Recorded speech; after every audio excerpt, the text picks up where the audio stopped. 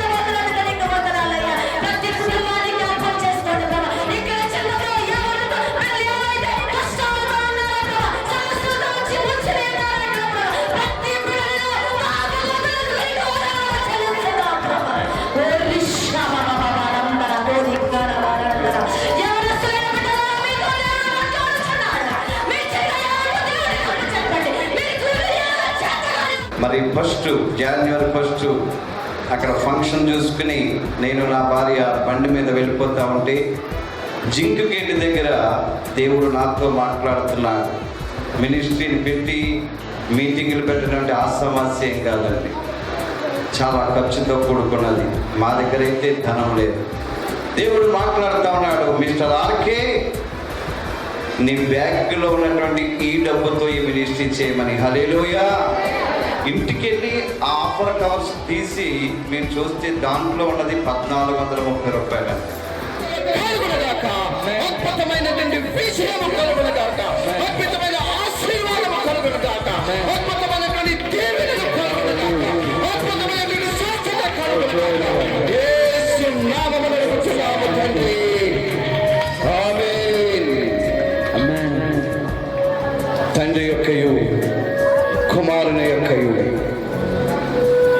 ప్రతి ఒక్కరిని కూడా దీవించి ఆశీర్వదించి ప్రతి వారిని పంపించమని నజరేయుని ఆత్మాభిషేకం ఆత్మాభిషేకం ఆత్మాభిషేకం.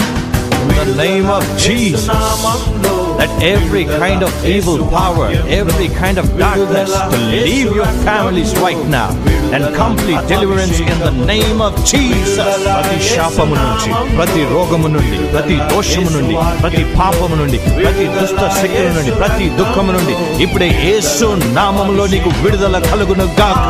ఆత్మాభిషేకం ఆత్మాభిషేకం ఆత్మాభిషేకం ఆత్మాభిషేకం. హల్లెలూయా. కాంతి టీవీ ప్రేక్షకులకు మా శుభాభివందనములు. లైఫ్ ట్రీ మినిస్ట్రీస్ వారు సమర్పించు ఈ ఆధ్యాత్మిక విడుదలనే కార్యక్రమంలోనికి మిమ్మల్ని అందరినీ ప్రేమపూర్వకముగా ఆహ్వానిస్తున్నాం. బ్రదర్ ఆర్కే గారు దైవ సందేశము అందిస్తుండగా మీరందరూ విని దైవ ఆశీర్వాదాలు పొందాలని కోరుచున్నాం. అందరికీ కాంతి టీవీ వీక్షకులకు నా శుభాభివందనములు మరియు నూతన సంవత్సర శుభాకాంక్షలు తెలియపరుస్తున్నాను. మరి ఈరోజు అంశం ఏంటంటే యథార్థత ఎవరికైతే ఉంటుందో దేవుడు వారి జీవితంలో గొప్ప గొప్ప కార్యాలు చూడగలరు. యథార్థమైనటువంటి జీవితము, యథార్థమైనటువంటి మాట, యథార్థమైనటువంటి ప్రవర్తన ఎవరైతే కలిగి ఉంటారో దేవుడికి ఇష్టలుగా జీవిస్తారు. యథార్థత ఎప్పుడైతే మన జీవితంలో ఉండదో దేవుడు కార్యాలను మనం చూడలేం. ఇక్కడ బైబిల్ గ్రంథంలో కీర్తనల గ్రంథము 84వ అధ్యాయము 11వ వచనం, దేవుడైన యెహోవా సూర్యుడును కేడుమునై ఉన్నాడు, యెహోవా కృపయు ఘనతయు అనుగ్రహించును, యథార్థముగా ప్రవర్తించు వారికి ఆయన ఏ మేలును చేయక మానడు. దేవుడైన యెహోవా ఎలా ఉన్నాడంటే సూర్యుడును కేడుమునై ఉన్నాడు. సూర్యుడు ఏం చేస్తున్నాడు? సూర్యుడు వెలుగునిస్తూ ఉన్నాడు. మన పక్కనే మనకి ఆయన కేడముగా, ఒక బలముగా మనకున్నాడు. ఆయన వెలుగునిచ్చి మన పక్కని తోడుగా, నీడగా ఆయన ఉంటా ఉన్నాడు. ఆయన అంటా ఉన్నాడు, యెహోవా కృపయు ఘనతయును అనుగ్రహించును. ఆయన ఇంకా మనకి కృపనిచ్చిన దేవుడు కృపలో నడిపిస్తూ ఉన్నాడు. ఎందుకంటే ఆయన మరణించి 5 ఖండాలకి 5 గాయములు, చేతిలో మేకులు, కాళ్ళలో మేకులు, శిరస్సుపై ముండ్ల కిరీటము, డొక్కలో బల్లిపు పోటు, 1 తక్కువ 39 కొరడా దెబ్బలు కొట్టించుకుని ఆయన కాచినటువంటి పవిత్రమైనటువంటి రక్తము, ఆ కృపలో మనం ఎప్పుడైతే జీవిస్తామో, ఆ పవిత్రమైనటువంటి ఆ నిబంధన రక్తములో మనం ఎప్పుడైతే ముందుకు సాగుతామో, ఎందుకంటే ఆ రక్తముతో కడగబడినటువంటి నీవు, ఆ పవిత్రమైనటువంటి నిబంధన రక్తముతో కడగబడినటువంటి నీవు ఆయన కృపలో వర్ధిల్లుచు యథార్థముగా నువ్వు జీవించినట్లయితే, పవిత్రత ఎప్పుడైతే లోకములోంచి నువ్వు వేరుపరచబడి విశ్వాసము ద్వారా దేవుని దగ్గరికి వచ్చి విశ్వాస కార్యములను చవి చూసిన తర్వాత నీ మనసును మార్చుకుని నీ ప్రాచీన స్వభావమును విడిచిపెట్టి నీ యొక్క నవీన స్వభావమును ధరించుకుని ఆయన కృపలో నువ్వు ఎదుగుతూ ఆయన పట్ల యథార్థత కలిగి నువ్వెప్పుడైతే జీవిస్తావో, ఆయన అంటున్నాడు, యథార్థముగా ప్రవర్తించు వారికి ఆయన ఏ మేలును చేయక మానడండి. తప్పనిసరిగా చేస్తాడు. ఆయన కృపలో వర్ధిల్లుతూ యథార్థముగా నువ్వు ఎప్పుడైతే జీవిస్తావో, నువ్వు వద్దనుకున్నా నీకు ఒకటిగా కార్యాలు వచ్చి పడిపోతూ ఉంటాయి. ఎందుకంటే ఆయన పవిత్రమైనటువంటి రక్తముతో కడగబడినటువంటి మనము ఆయన మాటను వింటే ఆయన జ్ఞాపకం తెచ్చుకుంటూ ఉంటాడు. ఎవరు నా మాట వింటా ఉన్నారు, ఎవరు నా యందు యథార్థత కలిగి ఉన్నారు, ఎవరు నా యందు పవిత్రత కలిగి ఉన్నారు, నా రక్తములో కడగబడినటువంటి వీళ్ళు ఏ రకముగా జీవిస్తున్నారో ఆయన చూస్తూ ఉన్నాడు. అందుకే 139 దావీదు కీర్తనలో, నీవు కూర్చునుట, నీవు లేచుట, నీ నడక, నీ పడక, నీ ఆలోచన, నీ ప్రవర్తన అంతా కూడా ఆయన చూస్తానే ఉన్నాడు. అందుకే ఆయన అంటున్నాడు, యథార్థముగా, ఇక్కడ చెప్తున్నటువంటి మాట, యథార్థముగా ప్రవర్తించు వారికి ఆయన ఏ మేలు చేయక మానడు. నన్ను ప్రేమించు వారిని ప్రేమిస్తాను, నన్ను ఘనపరిచిన వారిని ఘనపరుస్తానని వాగ్దానం చేసినటువంటి యేసయ్య నిన్ను ఘనపరుస్తాడండి. ఈ లోకంలో సమస్త జనముల కంటే హెచ్చించి నిన్ను ఘనపరుస్తాడు. ఉన్నతమైనటువంటి ఆశీర్వాదం ఇచ్చి నిన్ను ఘనపరుస్తాడు. ఆయన పట్ల నువ్వు యథార్థత కలిగి ఉండాలి. యథార్థత అంటే ఏమీ లేదండి, ఆయన చిత్తానుసారముగా, ఆయన ఆలోచన ప్రకారముగా నువ్వు నడుస్తూ ఎప్పుడైతే ముందుకు సాగుతావో, ఆయన నీ మీద ఒక ప్రణాళిక వేసుకున్నాడు. ఆయన ప్రణాళిక వేసుకుని ఈ బిడ్డని నేను ఘనపరచాలి, ఈ బిడ్డకి నేను ఐశ్వర్యం ఇవ్వాలి, ఈ బిడ్డని అంతస్తు పరులను చేయాలి, ఈ బిడ్డకు మంచి ఉద్యోగం ఇవ్వాలి, మంచి ఆస్తినివ్వాలి, చక్కని భార్యనివ్వాలి, చక్కని బిడ్డలనివ్వాలని ఆయన మేలు మీద మేలులు కొదువులైనటువంటి మేలులన్నీ కూడా ఆయన చేస్తాడు. యథార్థత కావాలి ఆయనకి. పవిత్ర హృదయం కలిగినటువంటి నీ హృదయాన్ని, నీ అంతరంగాన్ని ఆయన పరిశోధించి పరిశీలన చేసే దేవుడిగా ఉన్నాడు. నువ్వు ఎప్పుడైతే ప్రజలకు కనపడేవారిగా కాకుండా, ప్రజల దగ్గర నటించేవారుగా కాకుండా, దేవుడి దగ్గర జీవించేవారుగా నీ ప్రవర్తన, నీ ఆలోచన యావత్తు, ఎటువంటి భారమున్నా, ఎటువంటి చింత ఉన్నా, చింత యావత్తు కూడా ఆయన మీద వేసి నువ్వు యథార్థమైనటువంటి భక్తి ప్రార్థన చేస్తూ, ప్రార్థన ఉపవాసాలు చేస్తూ దేవుడి దగ్గర నువ్వు ఎప్పుడైతే కనిపెడతా ఉంటావో, ఆయన నీకు మేలు చేస్తాడు. యథార్థవంతులకి ఆయన మేలు చేసేవాడిగా ఉన్నాడు. ఇంకా మనం చూసినట్టయితే 2 దినవృత్తాంతములు 16వ అధ్యాయము 9వ వచనములో ఈ విధముగా రాసి ఉంది, తన ఎడల యథార్థ హృదయము గలవారిని బలపరుచుటకై యెహోవా కనుదృష్టి లోకమందంతటా సంచారము చేయుచున్నది. ఈ విషయమందు నీవు మతి తప్పి ప్రవర్తించితివి గనుక ఇది మొదలుకొని నీకు యుద్ధములే కలుగును. తన ఎడల యథార్థ హృదయము గలవారిని బలపరుచుటకై. యథార్థ హృదయం ఎవరికైతే ఉంటుందో వాళ్ళని బలపరచుటకే. అంటే ఈ లోకములో నీకు బలము లేకపోతే బలపరిచి, నీకే కార్యం అవ్వకపోతే ఆ కార్యాన్ని చేయడానికి ఆయన కనుదృష్టి ఏం చేస్తుందండి, లోకమందంతటా సంచారం చేస్తూ ఉంది. చూడండి, ఈ లోకంలో సంచార వాహనాలు ఉంటాయి. ఈ సంచార వాహనాలు ఇప్పుడు 108 ఉంది. ఈ 108 చాలా చోట్ల పెడతా ఉంటాడు. యాక్సిడెంట్ ఎవరికి అవుతుందో ఆ యాక్సిడెంట్ అయినప్పుడు మరి ఎవరి నుంచి అయితే ఫోన్ వస్తుందో ఆ ఫోను ద్వారా వాళ్ళని రిసీవ్ చేసుకుని, ఆ ఫోన్ని రిసీవ్ చేసుకుని ఆపదలో ఉన్నటువంటి వారిని వెంటనే అక్కడికి వెళ్ళి వాలిపోయి దాంట్లో ఆక్సిజన్ పెట్టి వెంటనే ఫస్ట్ ఎయిడ్ చేసి ఏ హాస్పిటల్కి తీసుకెళ్లాలో హాస్పిటల్కి తీసుకెళ్ళడానికి సంచార వాహనాలు ఉంటాయి. అలాగే యథార్థ హృదయం ఎవరికైతే ఉంటుందో, యథార్థ ప్రవర్తన ఎవరికైతే ఉంటుందో దేవుని దృష్టి సంచారం చేస్తూ ఉందటండి. ఈ సంచారం చేస్తున్నటువంటి ఆ దృష్టిలో నువ్వు ఉండాలి అంటే నువ్వు యథార్థ ప్రవర్తన కలిగి ఉండాలి, యథార్థ హృదయం కలిగి ఉండాలి. యథార్థమైనటువంటి నీ యొక్క జీవితం అంతా కూడా ఆయనకి సమర్పించాలి. సజీవ యాగముగా నీ కన్నులను సమర్పించాలి, నీ చెవులను సమర్పించాలి, నీ నోటిని సమర్పించాలి, నీ ఆలోచనలన్నీ సమర్పించాలి సజీవ యాగముగా. ఆయనకి ఎప్పుడైతే సమర్పిస్తావో నీ హృదయంలో ఏముందో ఆయనకి తెలుసు, నీ అంతరంగంలో ఏముందో తెలుసు, నువ్వు ఎటువంటి ఆపదలో ఉన్నావో తెలుసు, ఎటువంటి ఇబ్బందులో ఉన్నావో తెలుసు, ఎటువంటి కష్టంలో ఉన్నావో తెలుసు. ఒకానొక దినమున నేను ఎంతో ఒక సమస్య మీద నలిగిపోతా ఉన్నాను. అప్పుడు ఆయన అంటా ఉన్నాడు, నా కుమారుడా, నీ పట్ల నేను ఒక గోడవలే ఉంటానన్నాడు. సిగ్గుపడనివ్వకుండా నేను చేస్తానన్నాడు.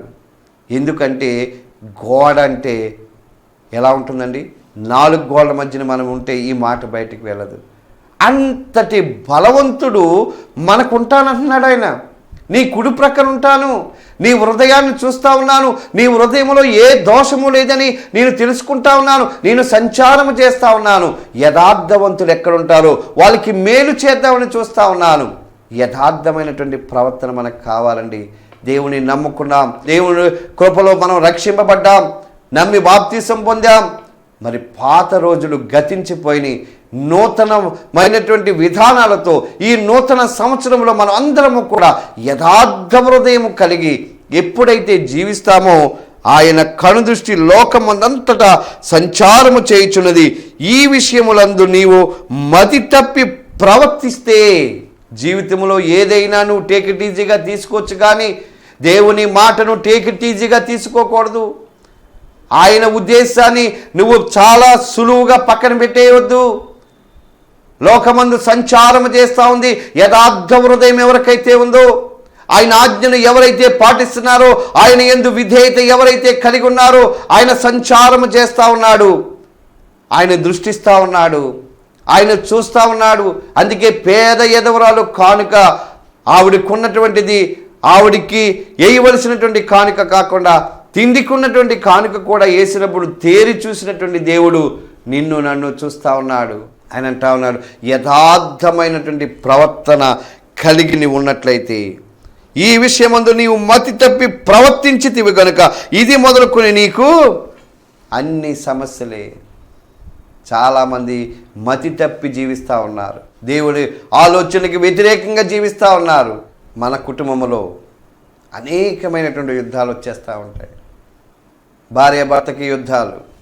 ఎందుకంటే ఎప్పుడైతే యథార్థ ప్రవర్తన మనం తప్పుతామో, ఎప్పుడైతే దేవుని మాటకు విధేయులుగా మనం ఉండమో, మన ఇంటిలో అన్ని గొడవలే, గొడవలు గొడవలు గొడవలు. ఎందుకంటే దేవుని పట్ల యథార్థ హృదయము గలవారిగా మనం ఉండకపోవటమే. యథార్థ హృదయము గలవారిని బలపరచుటకై మనం బలపరుస్తానంటున్నాడండి. ఏ విషయంలో నీకు బలము లేదో, ఆర్థిక విషయంలో బలము లేదా, పిల్లల విషయంలో నీకు బలము లేదా, వ్యాపారం విషయంలో నీకు బలము లేదా, బలము లేని వారిగానే ఉన్నావేమో. నిన్ను బలపరచడానికి ఆయన కనుదృష్టి లోకమందంతటా సంచారం చేస్తూ ఉంది. కాబట్టి ప్రతి ఒక్క విషయంలో కూడా యథార్థత కలిగి ఉండాలి. నువ్వు ఆరాధన యథార్థముగా చేయాలి, కృతజ్ఞత యథార్థముగా చేయాలి. నీ ప్రవర్తన అంతటా యందు ఆయన అధికారానికి ఒప్పుకోవాలి. ఆయన యందు విధేయుడిగా ఉండాలి. అందుకే యోబు అంటా ఉన్నాడు, నీ పరిస్థితి మొదట కొద్దిగా ఉన్నను తుదకది మహాభివృద్ధిని చేస్తానని చెప్పినటువంటి దేవుడు నిజమే.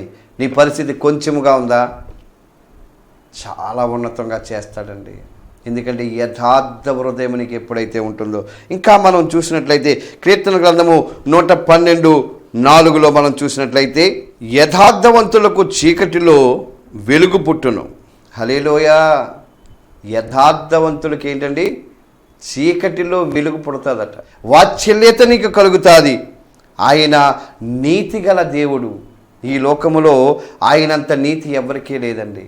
ఆయన మరి జన్మలోనే పాపము లేదు, ఆయన నడకలో పాపము లేదు, ఆయన చూపులో పాపము లేదు, ఆయన కర్మలో పాపము లేదు. ఏ విషయంలో కూడా ఆయన పాపము లేనివాడుగా ఈ లోకానికి వచ్చాడు. ఆయన గొప్ప దేవుడిగా ఈ లోకానికి వచ్చాడు. ఆయన నమ్మదగిన దేవుడిగా ఈ లోకానికి వచ్చాడు. ఆయన యథార్థవంతుడిగా ఈ లోకానికి వచ్చాడు. అందుకే తండ్రి చిత్త ప్రకారముగా జీవించాడు. తండ్రి ఏదైతే చెప్పి పంపించాడో భూలోకానికి, నీవు ప్రజలందరినీ రక్షించి కాపాడి నీ రక్తము ద్వారా పవిత్రులను చేసి నీతిమంతులుగా చేయమని ఆజ్ఞాపించాడు. అందుకే తండ్రి చిత్తాన్ని నెరవేర్చాడు. మనము కూడా మన యేసుక్రీస్తు ప్రభుల వారు ఏమైతే చెప్తా ఉన్నారో, నువ్వు యథార్థముగా ప్రవర్తించు, యథార్థముగా ప్రవర్తించినట్టయితే నీకు చీకటిలో కూడా వెలుగునిస్తానంటున్నాడు. మనం ఎటువంటి బంధకాలలో ఉన్నా, ఎటువంటి పరిస్థితుల్లో ఉన్నా, ఎటువంటి దారి తప్పి తిరుగుతా ఉన్నా సరే, నీకు వెలుగునిచ్చే దేవుడు, వెలుగైనటువంటి దేవుడు నీ మార్గాన్ని వెలుగులో నడిపిస్తాడు. అందుకే 119 దావీదు కీర్తనలో ఒక మాట ఉంది, నీ వాక్యము నా పాదములకు దీపమును, నా త్రోవకు వెలుగునై ఉంది. ఆయన వాక్యం ఎలాగుందంటే మన పాదములకు దీపముగా ఉంది. దీపము మనం ఎప్పుడు కూడా దీపాన్ని పెట్టుకున్నప్పుడు మనకి వెలుతురు వస్తూ ఉంటుంది. ఆయన వాక్యమనే ఆ దీపములో నీవు నడిచినట్లయితే, యథార్థవంతుడిగా నువ్వు జీవించినట్లయితే, ఈ లోకములో నీ ప్రవర్తన అంతటి యందు ఆయన అధికారమును ఒప్పుకొని ఆయన ఉపదేశాన్ని మనం విని మనం ఎప్పుడైతే జీవిస్తామో తప్పనిసరిగా మనకు వెలుగునిచ్చే దేవుడు ఆయన మనకున్నాడు, వెలుగు పుట్టించేవాడుగా. ఇంకా మనం చూసినట్లయితే సామెతల గ్రంథము 15:8 భక్తిహీనులు అర్పించు బలులు యెహోవాకు హేయములు, యథార్థవంతుల ప్రార్థన ఆయనకు ఆనందకరము. భక్తి లేకుండా, భక్తిహీనత కలిగి మనం అనేకమైనటువంటి బలులు అర్పిస్తూ ఉంటాం. బలులు అంటే ఆయనకి కానుకలుగా, లేకపోతే ఏదేదో చేద్దామని, ఏదేదో కార్యాలు చేద్దామని, మనం ఏదో చేయాలని అనుకుంటూ ఉంటాం. భక్తిహీనులు అర్పించే అర్పణలు ఆయనకి ఇష్టము లేదంటున్నాడు. బలులు యెహోవాకు హేయములు, ఇష్టము లేవండి. భక్తి గలవారుగా ఉండాలి, యథార్థవంతులుగా ఉండాలి, యథార్థ ప్రవర్తన కలిగి ఉండాలి. యథార్థమైనటువంటి ప్రవర్తన కలిగిన వారికి ఆయన ఏ మేలు చేయక మానడంటున్నాడు. కాబట్టి భక్తిహీనులుగా ఉండి నువ్వు నాకు ఏమీ అర్పించొద్దు. భక్తి గలవారుగా ఉండి నా మాట వింటూ, నా యందు విశ్వాసం ఉంచుతూ, నా యొక్క చిత్త ప్రకారముగా నువ్వు జీవిస్తూ, నువ్వు నాకు ఏమిచ్చినా నేను అది స్వీకరిస్తాను. యథార్థవంతుల ప్రార్థన ఆయనకు ఆనందకరము. ఆయనకి ఆనందము కలిగించే మాట ఏంటంటే నీ ప్రవర్తనే. నీ ప్రవర్తనను సరిచూసుకోవాలి. ఎలా ఉంది? ఎక్కడికక్కడ అబద్ధాలు ఆడుతున్నావా? ఎక్కడికక్కడ మోసాలు చేస్తూ ఉన్నావా? ఏ ఎండక గొడుగు పడతా ఉన్నావా? నువ్వు ఈ లోకంలో ప్రత్యేకింపబడినటువంటి వాడు. ఈ లోకంలో ప్రత్యేకత నీకుంది. మనం యెహోవా భక్తులము, ఆయన మేపు గొర్రెలము. ఆయన మేపుతా ఉన్నాడు మనల్ని. ఈ లోకములో యథార్థముగా ప్రవర్తించమని, న్యాయముగా ప్రవర్తించమని, ఆయన చిత్తానుసారముగా జీవించమని మనల్ని నడిపిస్తూ ఉన్నాడు, మనల్ని పోషిస్తూ ఉన్నాడు. ఎందుకంటే ఆయన రక్తము కార్చాడు మనకి యథార్థత కావాలని, మనల్ని నీతిమంతులు చేయాలని. ఆయన రక్తము కార్చి మన పవిత్రులుగా చేశాడు. ఆయన అంటా ఉన్నాడు, భక్తిహీనులు అర్పించు బలులు దేవుడికి ఇష్టము లేదు. భక్తిహీనతతో నువ్వేమి చేసినా ఆయనకి ఇష్టము లేదు. నువ్వు ప్రార్థన చేస్తున్నావు, నీ ప్రార్థనకి జవాబు రాదు. కారణం యథార్థ హృదయం నీ దగ్గర లేదు. ఆయన మన కొరకు ప్రాణం పెట్టినటువంటి మహనీయుడని, ఆయన మన కొరకు మరణించి తిరిగి లేచాడని నీ హృదయం ముందు విశ్వసించి నీ నోటితో ఒప్పుకున్నావు, కానీ నీ యొక్క హృదయం మాత్రం మారలేదు. చాలామంది మేము క్రైస్తవులు అండి, మేము పుట్టు క్రైస్తవులు అండి, మేము ఇన్ని సంవత్సరాల నుంచి క్రైస్తవులు అంటున్నారు, కానీ యథార్థమైనటువంటి ప్రవర్తన వాళ్ళలో లేదు. ఉపవాసాలు ప్రార్థనలు జరుగుతున్నాయంటే దేవుని సన్నిధికి రాకుండా, మరి ఫెస్టివల్స్ జరుగుతూ ఉన్నాయంటే దేవుని సన్నిధికి రాకుండా చాలామంది వేషధారణ భక్తి చేస్తూ ఉన్నారు. యథార్థమైనటువంటి భక్తి చేయటం లేదు. మాకు ఇది ఉంది, మాకు అది ఉందని వేషధారణతో వస్తూ ఉన్నారు. యథార్థమైనటువంటి హృదయం కావాలి, పవిత్రమైనటువంటి హృదయం కావాలి. ఆయన అంటా ఉన్నాడు, ప్రయాసపడి భారం మోసుకున్న సమస్త జనులారా నా యొద్దకు రండి, మీకు యథార్థతను నేర్పుతాను, సత్యాన్ని నేర్పుతాను. ఎందుకంటే ఈ లోకానికి నేను వచ్చాను బాలయేసుగా వచ్చాను, శిశువుగా నేను వచ్చాను, వెలుగుగా నేను వచ్చాను. చీకటిలో ఉన్నటువంటి నిన్ను వెలుగులో నడిపించడానికి నేను వచ్చాను, యథార్థతలో నడిపించడానికి. నేను ఆశ్చర్యకరుణ్ణి, నేను ఆలోచనకర్తని, నేను సమాధానానికి అధిపతిని, నేను బలవంతుడగు దేవుడను, నిత్యుడగు తండ్రిని, నిత్యము నీకు ఆనందాన్ని ఇచ్చే దేవుడిగా నేను ఉన్నాను. యథార్థమైనటువంటి ప్రవర్తన ఎప్పుడైతే కలిగి ఉంటావో అటువంటి ప్రార్థన నాకు ఇష్టము అంటున్నాడు. యథార్థవంతుల ప్రార్థన ఆయనకు ఆనందకరము, నీ మనసంతా కూడా. అందుకే సామెతల గ్రంథము మరి 3వ అధ్యాయంలో చక్కని మాటలు ఇక్కడ తెలియపరుస్తూ ఉన్నాడు సొలొమోను. మనం చూసినట్లయితే 3వ అధ్యాయంలో 1వ వచనములో, నా కుమారుడా నా ఉపదేశమును మరువకము, నా ఆజ్ఞలను హృదయపూర్వకముగా గైకొనుము, అవి దీర్ఘాయువును సుఖజీవుతో గడుపు సంవత్సరములను శాంతిని నీకు కలగచేయను, దయను సత్యమును ఎన్నడును విడిచిపోనివ్వకము, వాటిని కంఠాభూషణముగా ధరించుకునుము, నీ హృదయమును పలక మీద వాటిని వ్రాసుకునుము. అప్పుడు దేవుని దృష్టి యందును మానవుల దృష్టి యందును నీవు దయనుంది మంచివాడు అనిపించుకుందువు. నీ స్వబుద్ధిని ఆధారము చేసుకొనక నీ పూర్ణ హృదయముతో యెహోవా యందు నమ్మిక ఉంచుము, నీ ప్రవర్తన అంతటి యందు ఆయన అధికారమునకు ఒప్పుకొనుము. అప్పుడు ఆయన నీ త్రోవలను సరళము చేయను.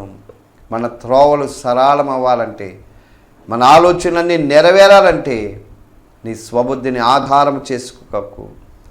నా కుమారుడా నా ఉపదేశము మరువకు, నా ఆజ్ఞలు హృదయపూర్వకముగా గైకొనమని సొలొమోను సామెతల ద్వారా మనకి తెలియపరుస్తూ ఉన్నాడు. ఈ లోకములో నువ్వెంత కాలము జీవించాలనుకుంటున్నావో యథార్థముగా ప్రవర్తిస్తే తప్పనిసరిగా నీ సంవత్సరములు అధికమవుతాయి.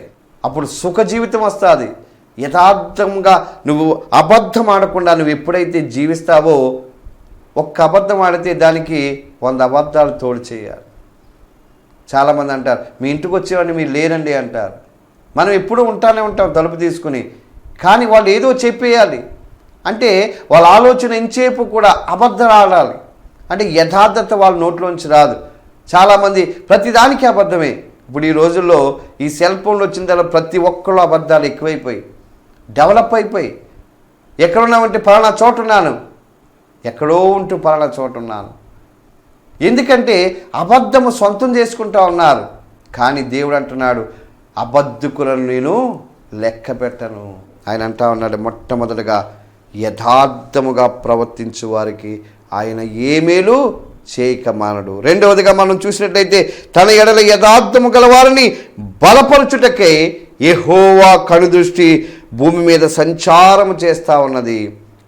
మూడవదిగా మనం చూసినట్లయితే యథార్థవంతులకు చీకటిలో వెలుగు పుట్టును. హల్లెలూయా. యథార్థవంతులకు చీకటిలో కూడా వెలుగు పుడుతుంది అంటున్నాడు. నువ్వు ఏ సమస్యలో ఉన్నా, నువ్వు ఏ బంధకములో ఉన్నా, ఎటువంటి శ్రమలో ఉన్నా నీకు మార్గాన్ని సరళము చేసి వెలుగు మార్గముగా చేస్తాడు. నీకు చీకటి మార్గం ఉండదు. కాబట్టి ఈ మాటలు వింటున్నటువంటి మరి సహోదరుడా సహోదరి, నువ్వు యథార్థముగా ప్రవర్తించడం నేర్చుకో. 2017 సంవత్సరంలో నీ జీవితంలో ఆశీర్వాదము చూస్తావు. నీ జీవితంలో అనేకమైనటువంటి కార్యాలు చూస్తావు. నువ్వు ఏదైతే లేదని అనుకుంటున్నావో దేవుడు నీకు గొప్ప కార్యాలు చేయడానికి ఆయన మార్గాన్ని సరళం చేస్తూ ఉన్నాడు. నీ చీకటిలో ఎటువంటి చీకటి కార్యములో ఉన్నావో అది వెలుగులో నడిపించడానికి. పిల్లలు లేరని బాధపడతా ఉన్నావా?